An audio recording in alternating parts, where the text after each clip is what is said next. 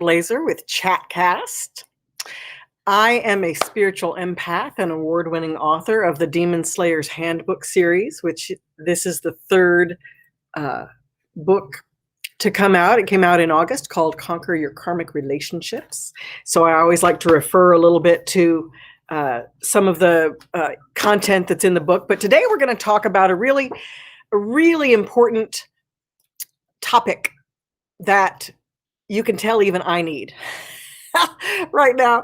It's about keeping your focus. It's about working with your stress, understanding the reason for your stress, not only why it's happening to you, but its purpose for you, and learning to roll with that flow so that you can begin to regain your focus and accomplish the things that you need to accomplish during your day and on all levels. As you know, again, Happy New Year. This is an amazing time here in America because things are breaking apart so that other things can fall into place. And if anybody has been watching the news at all, it's global, that there was a coup, almost. Acts of sedition on our state capitol by followers of our current president. Hi, Melanie. Hi, Holly. Wonderful to see you guys. And I don't know about you, but after everything happened, watching it the next day on the news, the day after that, I literally was I felt comatose. I felt exhausted. I felt like I wanted to nap the entire day. And emotionally, it was a lot. And for me, that emotional, oh, hi, that emotional din, I'll call it, that emotional noise in the background really put me in a position to be unable to focus on all the work that I had to accomplish on that day. I really just set it aside and hung out with myself, and luckily the following day I was able to accomplish. But what do you do, and how do you overcome your stress? This topic came to me because one of our watchers today, or a few weeks ago, posed this question. He really suffers from sleep, not sleeping enough, and having running thoughts at night, so he can't focus, and it really keeps him from being able to do the work that he needs to do during the day, whether it's physical, mental, emotional, intellectual work, and that this topic was really important to him. And so I really want to talk about not only how you address those things, but how you can recognize what is the purpose of the levels of stress that you have, the messages that they have for you, and how you build spiritual integrity. Your spiritual integrity is what keeps you balanced and gives you a place to manage your emotional balance and your ideological balance, your thoughts and ideas about what you feel, about who you are, about what you see expressed in your outer world.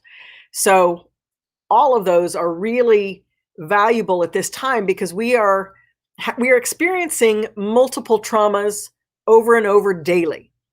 If you watch even 5 minutes of the news, you experience some sort of trigger, whether it has to do with your health, your control of your outer world, meaning a lot of people are feeling like they can't control what's going on in politics. They can't control what may be their neighbor, who may be their neighbor, right? There's a huge experience of feeling out of control and a lack of trust from our environment right now. And one of the reasons that happens is so that we can better gauge our own relationship to ourself and our own self-trust, which means our own ability to deal with whatever happens, and our own ability.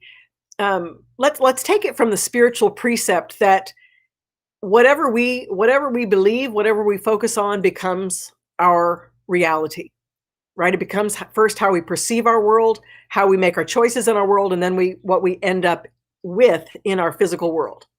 And if we have that amount of power, which we do, we completely have that amount of power.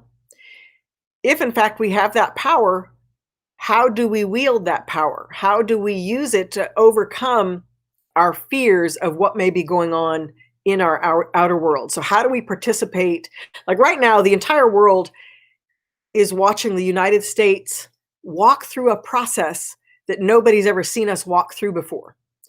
And frankly, I suspect that they're feeling relieved that we are human, because I know that the perception that uh, America, there are third world countries, and then there's the United States, and we are this thing, and that's all a bunch of marketing. The truth is, all over the globe, we are all human beings, and uh, we have connection with all other human being on the planet, and we have to interact on some level, mentally, emotionally, spiritually, and ultimately physically, with everyone else on the planet. And there's a balance that is created. And right now, the United States is righting something that was deeply out of balance in our dynamic here in our country. We are reinstating our relationship to our democracy and to the ideal that we are empowered human beings making choices to better ourselves and others. Right? I mean, those are the foundations. Those freedoms are the foundations of what our country was built on. And so we are now seeing that played out in all of these fundamental ways, so that everyone can recommit to themselves how they want to live. And it's not just about being a patriot, and it's not just about being country related, nationalistic. It's not about that. It's about, who do we want to be as a person? Who do you want to be as a human being? How do you want to act? How do you want to be treated in the world? What do you want to have access to for yourself? Because if you want it for yourself, you've got to allow it for others. It cannot be that I get something that you don't have. It doesn't work that way. I don't care if you believe that. I don't care if you hope it's that way. It is not that way. And if you don't know now, you eventually will. Because the earth will show you, and the Creator will show you your role in that. And that's important to know. And so how do you regain your relationship with yourself, and then your highest level of self, which is your Creator? So here's to our reflection in the book. Again, this is Conquer Your Karmic Relationships, Heal Spiritual Trauma to Open Your Heart and Restore Your Soul. And I want to read, this is in the part 5. It's called Infinity. And infinity, let me read this to you. Infinity is, hold on, people. Karmic relationships are meant to create freedom. They aren't forever, but they are eternal. And it is your karmic relationship to sexuality, creativity, spirituality, and the divine. So when we are relating to ourselves in an infinite sense, we are related to all of those different levels of thinking and being in a human form. And one of the things that we have to overcome, I call it the Slayer's dilemma. You're the Slayer, and this is your dilemma, is building spiritual integrity. So I want to read a little bit about that to you. What is spiritual integrity? It means your fitness to flow with the course of change you've been handed by your life. Do not judge yourself by how other people handle things or compare your life to others, but radically accept every aspect of your own experiences, whether you like them or not.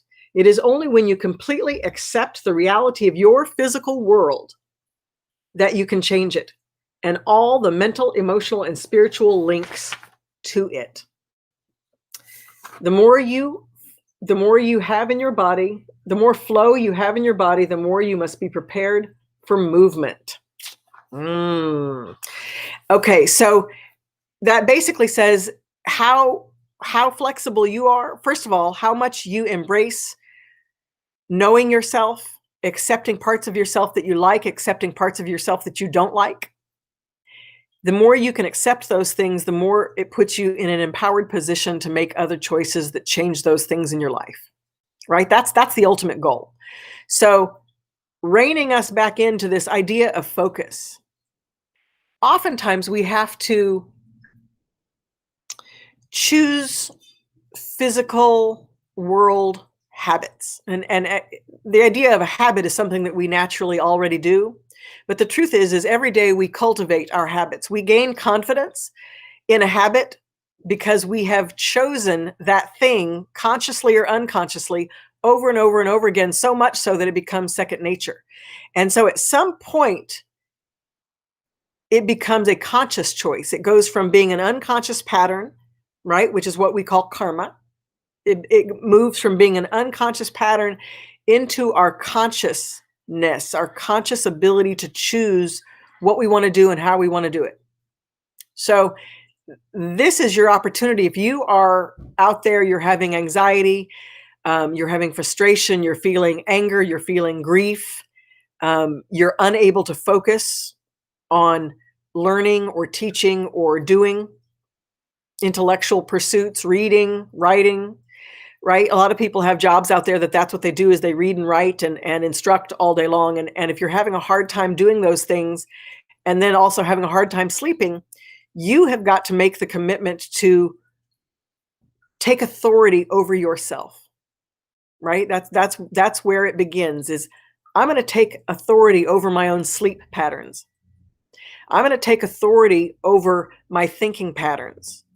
You know, every day I think of this fear, and what if I don't have enough money, and what if I can't pay this bill, and what if I get kicked out of my apartment or house or whatever those running thoughts are. You are the authority over those things. I know it's counterintuitive, but you are the authority. Right now it feels like they are the authority over you. And at some point you've got to choose otherwise. You've got to make the choice and say to yourself, you know what? I'm not going to allow this to have authority over me anymore. So if I don't do that, what will I do? Right? What does it look like to take that authority away from that aspect of yourself? Because your brain, right? Your brain is your running thoughts. That's you. That's a part of you. And the first step to it is accepting, I'm fucking have running thoughts. I cannot get this out of my mind. And self-medication here is not the way. Trust me, drinking your way out, smoking your way out, those are Band-Aids to maybe give you a respite from the symptom, but it is not doing anything for the problem. And so the problem is that you are not trusting yourself or giving yourself the option to stop that. You are not giving yourself the trust to take authority over your thoughts. It is your brain and no one else owns it. If anybody else is paying rent, you got to decide whether or not they're paying enough rent to make you feel at ease and to forward your life or make you feel better about who you are and your life. Sometimes we have ideas, thoughts, people that are really paying a lot of rent. They're paying some high price rent in our heads, and what we get from them isn't enough. Maybe we don't see them anymore, maybe we don't talk to them anymore, but they're still in our mind or in our heart.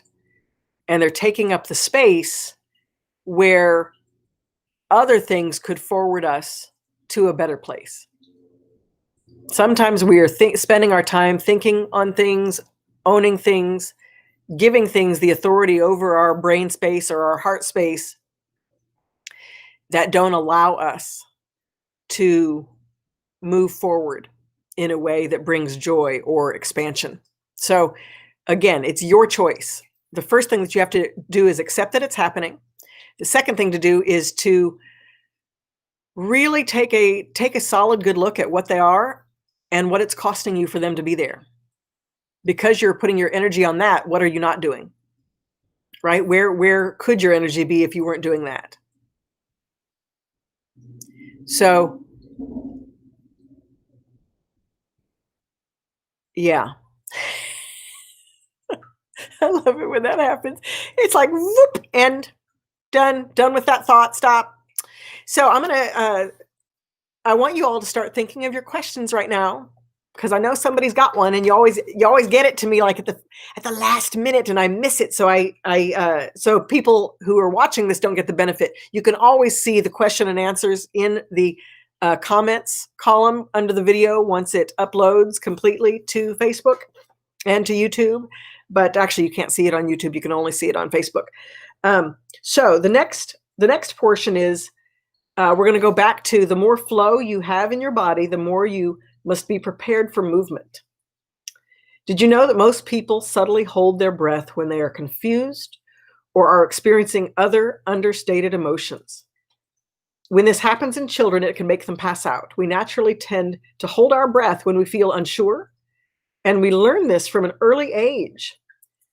The movement of breath leads to the movement of other emotions that may be lurking, such as sadness, grief, anger, humiliation, embarrassment, or self-pity. Even this general movement of life itself. We hold our breath in hopes of getting grounded and prepared for what comes next. The interesting thing is what grounds us truly, calms our experience, and brings understanding is deep, long breaths. Okay, they connect ourselves. They connect they calm our anxiety. They connect our higher self into our physical body so that there can be a balance that occurs. That's Gizmo, chased in by the dog. It's awesome. Oh my goodness. Okay, here we go. And then there's spam. Woo, there's like a poof. What just happened? Something just happened. Cat, dog, phone. Woo! So this is actually like exactly what I'm talking about is how do you keep your focus when you have all this stuff going on around you that you can't control? So does anybody have any questions for me? Does anybody have any thoughts on how one connects to themselves? Let's talk a little bit about breathing. One of the ways to breathe is bringing in a solid breath in through your nose and exhale through your mouth. You bring it in all the way down to the diaphragm, which is it's a muscle that's just above or like in front of your stomach. So you're literally bringing down this energy into your stomach, and then you're going to exhale it through your mouth. And when you do that, you ground your energy. And if you will do that enough, it actually, if you're really feeling a lot of anxiety, it's actually going to make you feel a little dizzy first, and then eventually it's going to ground you so that you can focus on what it is that you need to do. Once you've taken, say, 4 very deep breaths, then you have to organize in your mind what your goal is. You know, are you sitting here and you need to have a conversation, or you're in a conversation with someone, you're needing to communicate something specific? Take that opportunity to say to yourself what it is that you need in that moment. I need to communicate clearly. I need to finish this project. I need to write this letter. I need to write this email. I need to cook dinner. I need to do this. I need to do this thing. Whatever it is that you need to do, state it out for yourself. Once you've stated out clearly what it is that you need to do, take 4 more deep breaths and then start the action of doing it. Once you step out in it, the channel that you need, the focused energy that you need to facilitate the completion of it is going to come through, even if you don't feel that way, right? Even if you don't feel like doing it, right? So I've got 2 articles that I have to finish, and I've got to finish them by Sunday. So I'm going to get to a point, probably Sunday morning, and I'm going to have to go, now is the time I am going to finish this article. And I'm going to go in and I'm going to complete it. That's, once you state, this is what I need, and take the deep breath and take the action to begin it, everything else will clear away, and that channel of energy that you need to complete your task is going to come online no matter what. It just does. It naturally does. And you can continue that process until you regain the focus that you need. Okay, so Melanie says she tries to be conscious of her breath, but find that often have my eyebrow furled. So when you're having to focus on your breath, and then you furl like this because you're like, okay, is that kind of what's happening? Because your goal is to bring the energy down, the air all the way down to the diaphragm. Ah, la la la la la la la la. When you are coming with that tone, That's because you've brought the air all the way down into your diaphragm and you've filled up your lungs completely, and then you've exhaled through your mouth. When you allow that full process to move through your entire body, what's going to happen is you're going to create a deeper flow in your body, and you'll take the energy away from your brain. I suspect what's happening is that you are thinking about doing it rather than allowing the body to do it. And that has to do with a foundation of trust. Do you trust yourself? Right? Yeah, if I were going to say that if there was an affirmation to do to balance that aspect of yourself, is that I trust myself and the universe that supports me on all levels at all times. I trust myself and the universe that supports me on all levels at all times. Right? I'm saying that, and see how that eases this furrowed brow and the part of my forehead? When I'm doing that, you're holding your energy, you're holding that air in your diaphragm. But when you say, I trust myself and the universe that supports me at all times and on all levels for all things.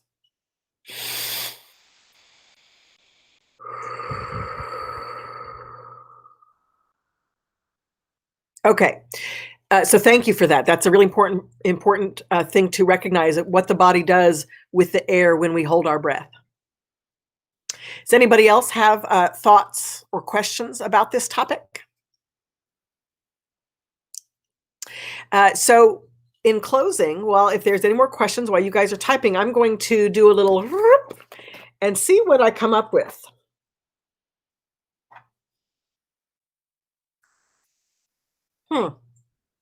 What an interesting thing. So the next thing I came up with is why people resist intimacy. And interestingly enough, in relationship to what we've said, what we've been talking about is intimacy with ourselves and a vulnerability to the universe. Right? When we talk about intimacy, it is a closeness and a receptivity that often feels like vulnerability to another person. Right? That's intimacy with another person, is that. And right now we're talking about trusting ourselves, trusting the universe, letting the universe in, seeing ourselves as we are right now today, accepting that things are the way they are, and knowing that we are now free to make the changes that are necessary to move forward in a better way, in a way that enhances and expands ourselves, our lives, our hearts. Okay, so I'm going to read this for you. I think it bears mentioning here that the openness that intimacy requires also leaves you vulnerable to receiving energy and feelings of anger, grief, frustration, hatred, disappointment, and humiliation, and any other form of self-loathing one can muster. Remember, you cannot receive energy that you do not possess on some level yourself. We take on energy from others to bring its presence into our conscious awareness so that we may reconcile it in some other way. Okay? So that intimacy, that sense of receptivity and vulnerability, means that whatever emotion is underlying, that's going to come up and you're going to have to experience it. And not only experiencing it with yourself, but being witness to it out in your world. And finding a way to be at peace with that, for you to be at peace with whatever feelings you have, allowing them to move through you and on out, right? Therefore, creating an intimacy with yourself and your universe. And then also in relationship to other people. The more you can be in touch and in connection with your partner or family, and let them be where they're at and who they are. You don't have to like it. You don't have to enable it, but you also don't have to judge it. You can let them do and be where they're at, and you can make your choices for your life accordingly. And that doesn't mean that you have to get divorced, although we know what the divorce rates are, and especially during this pandemic, they've raised right up because a lot of people were their relationship was only managed because they weren't spending so much time together. Now that they're forced to be in a position to really deal with each other on these deeper levels, it's like, I'm getting the hell out.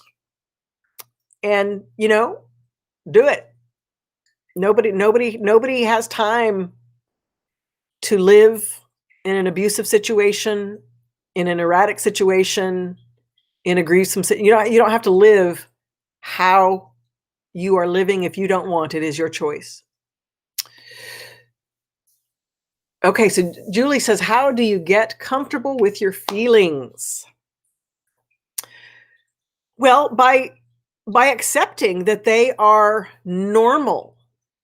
A lot of people are so your resistance to having any particular feeling, your discomfort with it, is because your spirit is telling you it's an alarm system. If you feel this much grief and you're this depressed, then X.